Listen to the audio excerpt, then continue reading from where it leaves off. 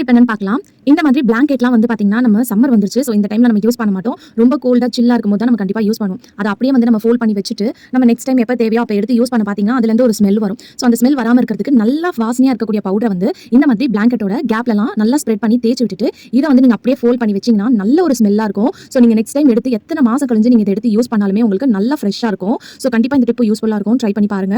அது மட்டும் இல்லாம இந்த பிளாங்கெட்ட வந்து நம்ம அப்படியே வந்து ஸ்டோர் பண்ணி வைக்கக்கூடாது. அப்படியே ஸ்டோர் பண்ணி வைக்கும்போது அதுக்கு மேல வந்து நம்ம ரொம்ப நாள் யூஸ் பண்ணாம இருக்கறனால அது மேல வந்து டஸ்ட் படியும். சோ அதுக்கு வந்து இந்த மாதிரி பழைய நைட்டி இருந்தா எடுத்துக்கோங்க. இந்த நைட்டிய வந்து இதுக்கு ஒரு பில்லோ கவர் மாதிரி நீங்க போட்டு விட்டுக்கலாம். சோ இந்த மாதிரி போட்டுட்டு நீங்க கவர் பண்ணி ஸ்டோர் பண்ணி ஷெல்ஃப்ல இல்ல எங்க வச்சாலுமே உங்களுக்கு டஸ்ட் படியாது.